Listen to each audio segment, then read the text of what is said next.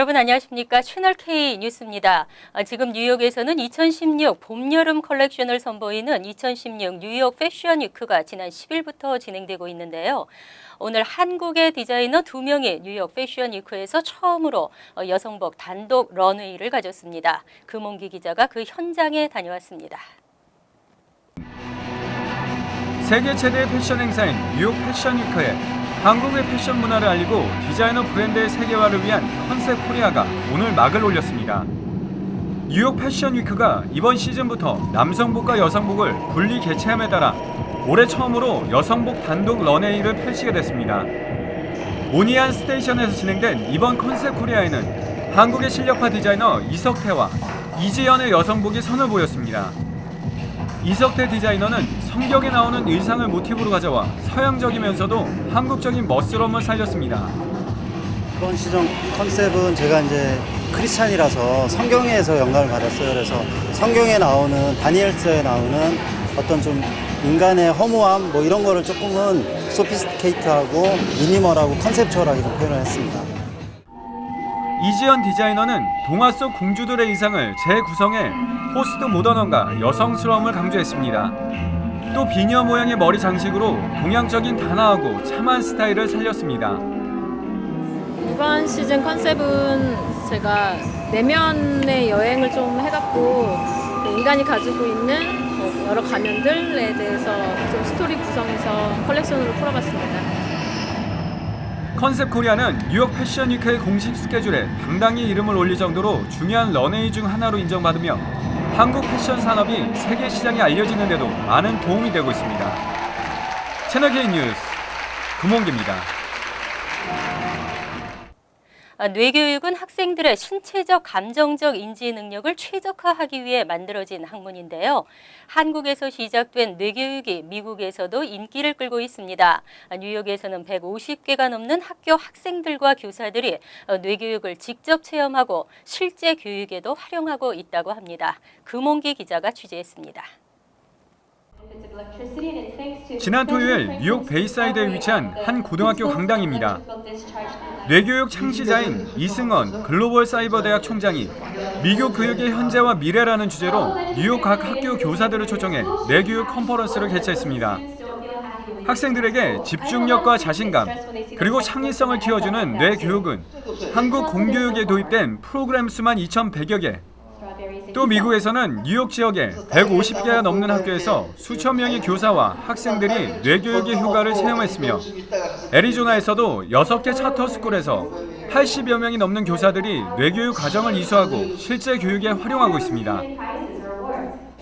일반 사람들이 사용하지 않는 우리 뇌의 영역이 있는데 그 뇌의 영역을 아주 쉽게 활용할 수 있는 방법을 개발했고 그것을 뇌교육이라는 거로 이제 알리고 있는 거죠. 그래서 이 뇌교육은 자기 개발법이다.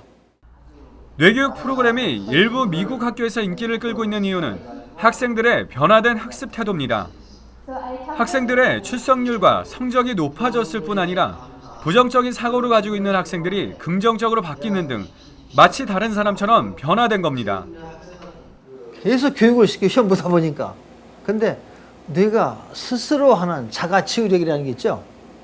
자가치유력이 일어나려면 뇌에게 기회를 줘야 돼요. 그것이 뇌학습입니다. 뇌교육은 교육 환경이 열악한 중앙아메리카와 아프리카 등의 저개발 지역에서도 교육적으로 큰 효과가 있다는 사례들이 잇따라 보고되고 있습니다. 채널K 뉴스 금홍기입니다. 펠팍 한인회가 코리아웨이 병기 추진 자문위원회를 구성했습니다. 펠팍 정부 내에 설치된 코리아웨이 병기 추진 소위원회와 협력해 본격적인 활동에 돌입합니다. 펠팍 한인회는 지난 11일 이광일 회장과 조석진 변호사를 공동 추진위원장으로 하는 코리아웨이 병기 추진 자문위원회를 구성했습니다. 자문위원회는 펠팍 브로드애비뉴 인근에서 사업체를 운영하는 8명의 대표들이 포함되고 강태봉 뉴저지 상록 회장과 박춘식 바인플라자 대표 외 2명 등 4명이 고문으로 활동하게 됐습니다. 공동위원장을 맡은 이광일 회장은 펠팍 정부에 설치된 코리아웨이 병기 추진 소위원회와 상호 유기적 안정적인 협력 체계를 구축하는 게 추진위의 가장 큰 목적이라고 밝혔습니다. 이어 브로드 애비뉴가 코리아웨이로 알려지면서 타 지역 한인들이 이 지역을 더 많이 방문하고 한국 문화에 관심이 많은 미국인들의 방문도 늘어날 것이라고 밝혔습니다. 이에 따라 펠팍 상권의 매출이 증가하고 지역 주민들의 삶의 질도 향상될 것으로 기대된다고 덧붙였습니다. 한편 추진위원회는 3명의 미국인 자문위원을 추가로 영입하고 오는 23일 포트리 더블트리 호텔에서 오찬 간담회를 겸한 발족식을 통해 본격적으로 활동을 시작할 계획입니다. 코리아타운 플라자 프로젝트에 지역단체들의 반발이 거셉니다. 퀸즈 한인들의 설득에도 불구하고 주민 워크숍이 연기되고 프로젝트 승인을 위한 표결까지 연기되면서 난항이 계속되고 있습니다. 커뮤니티 보드 7이 이달 말로 예정됐던 코리아타운 플라자 조성 프로젝트의 승인을 위한 표결을 다음 달로 잠정 연기했습니다. 토니 아벨라 뉴욕주 상원의원을 비롯한 브로드웨이 홈오너 어소시에이션 등 일부 지역 단체들의 반발이 거세지면서 표결 일정이 연기된 것으로 분석되고 있습니다. 실제로 아벨라 의원은 지난달 커뮤니티 보드 7 프로젝트에 반대하는 서한을 보냈고 일부 지역 단체들도 반대 시위에 나선 바 있습니다. 이에 퀸즈 한인회는 지난달 19일 반대단체 관계자 10여 명과 비공개 회동을 열고 설득에 나섰지만 서로의 입장 차이만 확인한 것으로 알려졌습니다. 한편 퀸즈 한인회와 뉴욕시 교통국이 이달 중순에 실시할 예정이었던 2번의 주민 워크숍도 무기한 연기됐습니다.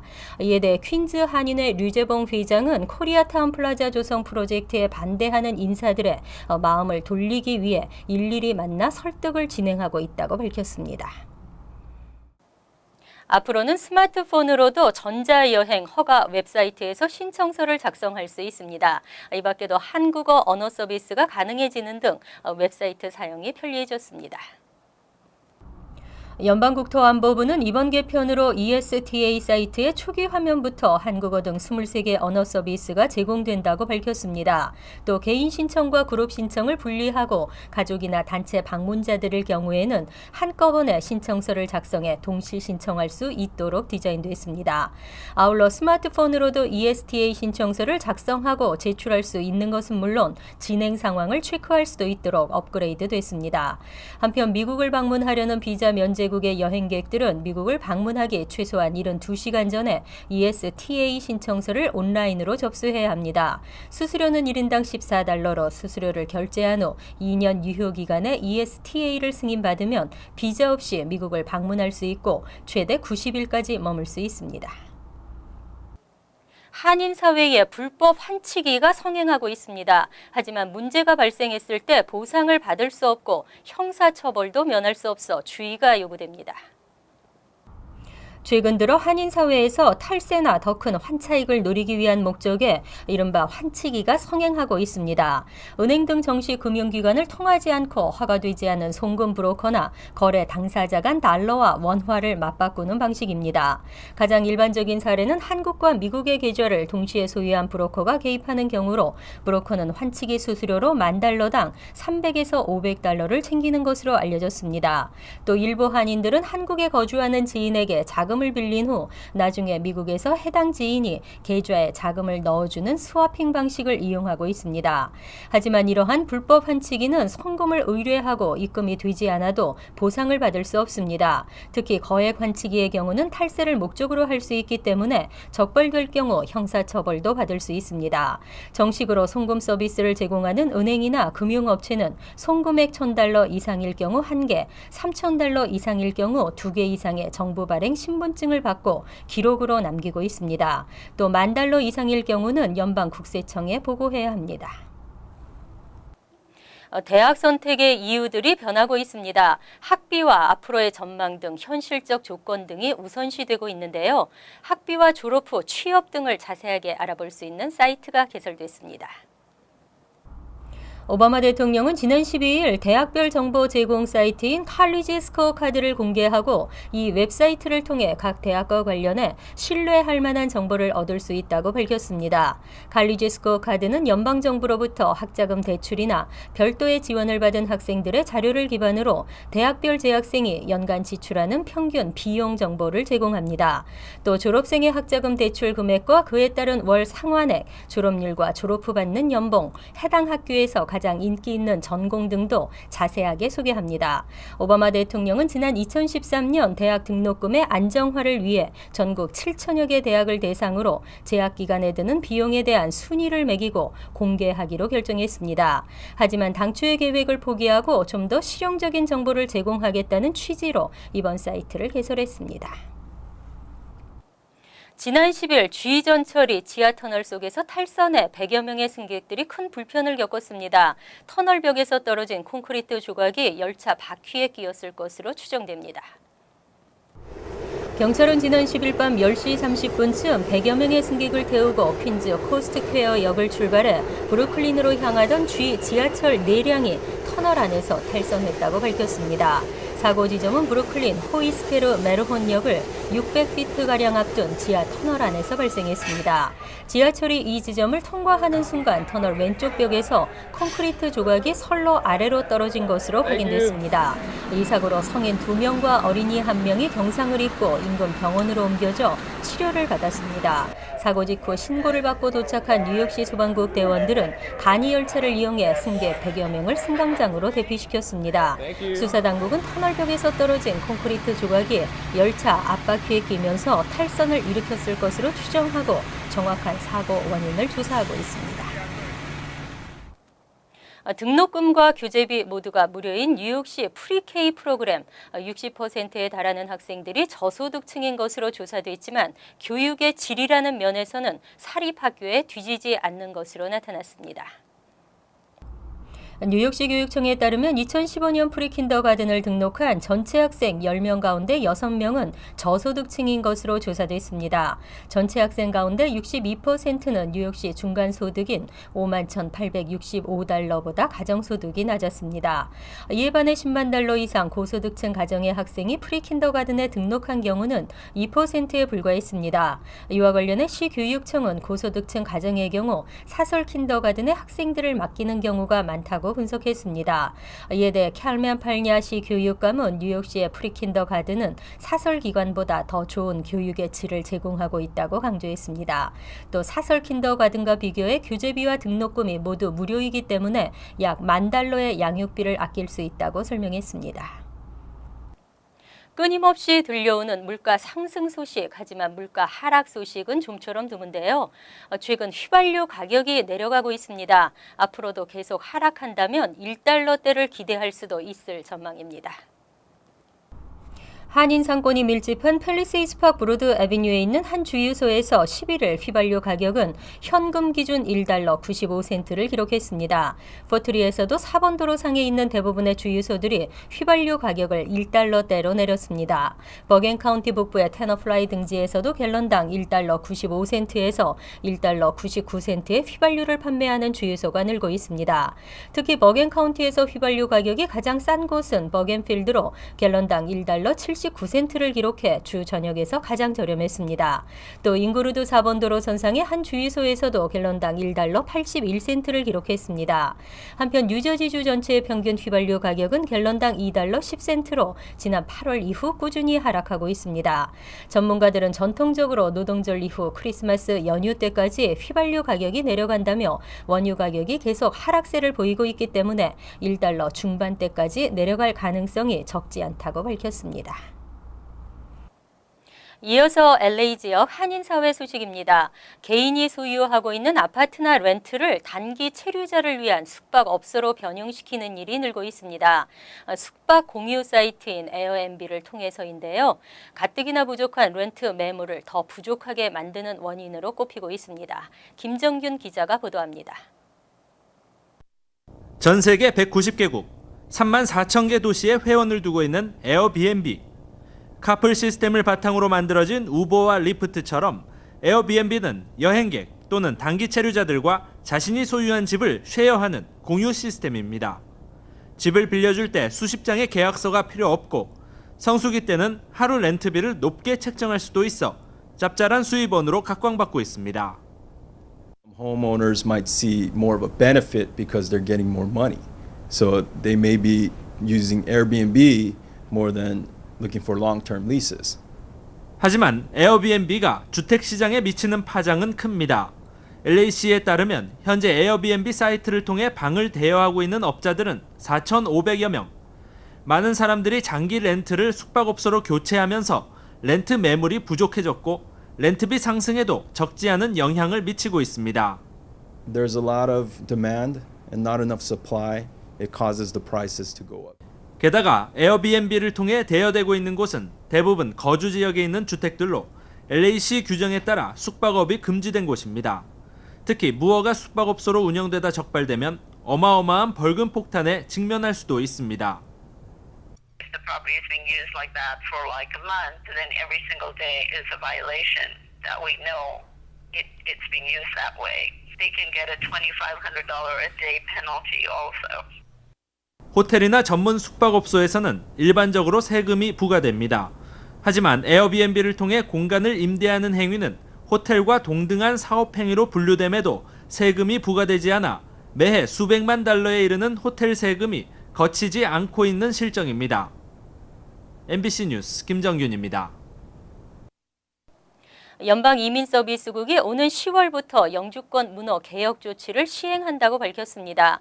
영주권 신청 접수 가능 우선 일자가 빨라질 것으로 보입니다.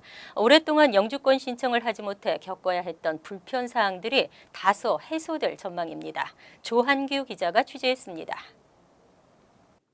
지난 9일 연방이민서비스국 USCIS는 2016년도 회계연도가 시작되는 오는 10월부터 영주권 문호 날짜와 영주권 신청 우선 일자를 동시에 비자 불레틴에 게재하는 영주권 문호 개혁 조치를 시행한다고 발표했습니다. 영주권을 신청할 수 있는 날짜라는 거는 문호 날짜보다 좀 앞당겨진 거죠. 그러니까 전에는 문호가 풀려야지 영주권을 신청할 수 있었는데 이제는 문호가 안 풀려도 미리 신청을 할 수가 있는 거죠. 예, 영주권 신청할 수 있는 날짜에. 하지만 그렇다고 문호가 없어졌다고 생각하시면 안 되고요. 영주권 문호 게재 방식이 변경되기 이전에는 영주권 문호 날짜가 진전되지 않는 한 영주권 신청 접수 자체가 불가능했습니다. 하지만 이제는 영주권 문호가 풀리지 않아도 앞당겨진 영주권 신청 우선 일자로 인해 영주권 신청서 I-485 접수가 가능해져 이민 신청자들의 불편이 다소 해소될 전망입니다. 실질적으로 10월달 영주권 문호에 따르면 가족 이민의 경우 영주권 문호 날짜보다 영주권 신청 우선 일자가 대부분 1년 정도 빨라진 것으로 나타났습니다. 미리 신청을 한다 그랬었을 경우에 월퍼밋도 미리 나오고요. 예, 또 월퍼밋도 신청할 수 있고 여행을 가서도 신청할 수가 있단 말이죠. 그러니까 일도 할 수 있고 해외 여행도 할 수 있는 거를 미리 받는 거죠. 또한 영주권 신청 접수가 이뤄진 경우 신청자가 합법적 신분을 갖게 돼 학생의 경우 I-2N을 굳이 신청할 필요도 없게 됩니다. 영주권 신청 접수가 빨라지면서 불편한 점이 다소 해소가 된 것은 있지만 그렇다고 해서 영주권 승인이 빨라지는 것을 의미하는 것은 아니라고 임상호 변호사는 설명했습니다. 오바마 정부의 이민개혁에 대한 의지가 향후 지속적으로 이민자들의 권익 향상과 삶의 질 향상을 위한 방향으로 이루어질 수 있기를 기대해봅니다. TVK 뉴스 조한규입니다. 월드리포트입니다. 대회는 꼭 그 분야에서 잘해야만 출전하는 것일까요? 열정만 있다면 그 어떤 분야에도 출전할 수 있습니다. 여성 참가자가 옷을 벗어던지더니 허리를 뒤로 완전히 꺾는 묘기를 보여줍니다. 고개 대회인가 싶지만 핀란드에서 열린 세계 에어 기타 대회입니다. 참가자들은 음악에 맞춰 격렬하게 몸을 흔들며 마치 손에 진짜 기타가 있는 것처럼 혼신의 힘을 다해 연주합니다. 에어 기타 대회는 매년 봄 전 세계 13개국에서 열리는데 각국 우승자는 핀란드 세계대회에 참가할 수 있습니다. 독특한 의상은 기본, 카리스마 넘치는 무대를 선보이는 각국 대표들. Depends on who's judging and so I think I've got quite an original accent. 정말 심사 기준이 있긴 한 걸까? We have certain things that we have to check. Well, I like craziness. I like improvisation, craziness. That's my thing. 올해는 마치 외계인 같은 복장으로 신들린 기타 연주 솜씨를 뽐낸 러시아 참가자가 대상을 차지했습니다. A little bit weird, I must admit. Totally unexpected. 참가자뿐 아니라 관객도 모두 기타리스트가 되어 열정을 발산하는 축제. 어느덧 올해로 20주년을 맞은 세계 에어 기타 대회의 목표는 세계 평화를 기원하는 것이라고 합니다. 한편 일본에서는 용감한 꼬마들이 덩치 큰 스모 선수와 대결을 벌였습니다. 꼬마 둘이 선수 한 명한테 달려들어 보지만 그대로 튕겨나가 버립니다. 스모 선수는 아예 한 손으로 꼬마를 잡고 빙빙 돌리기도 합니다. 3,000명의 관중은 상대가 안 되는 게임을 보고 그저 즐겁게 웃습니다. 이날의 깜짝 행사는 스모 선수들이 15년 만에 도쿄 중앙 무대에 선 기념으로 마련됐습니다. 간추린 소식입니다.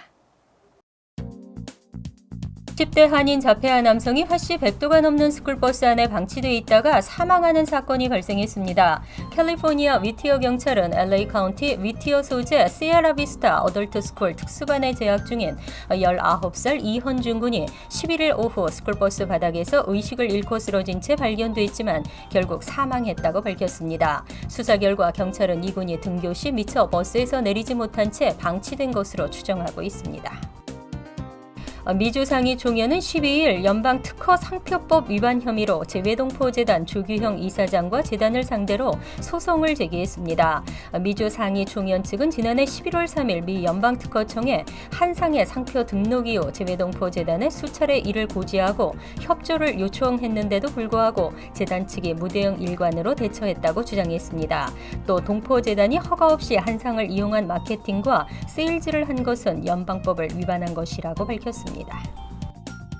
미 육군에 복무하던 한인 2세가 훈련 중 사망했습니다. 미 육군에 따르면 시애틀 포트리에 있는 제1특수부대 소속 29살 제임스 한 대위가 지난 11일 진행된 낙하산 훈련 도중 낙하산이 펼쳐지지 않아 추락사했습니다.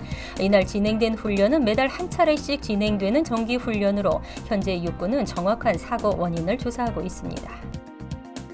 13일 오전 뉴저지주 와드웍에 있는 에너지업체 PSENG의 변압기에서 2급 경보 화재가 발생했습니다. 이로 인해 버겐 카운티에 있는 2천여 가구가 정전 피해를 입었고 인근 주민들이 대피하는 소동이 벌어졌습니다.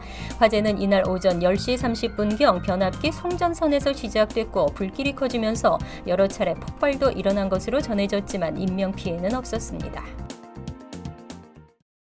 환율과 증권 소식입니다.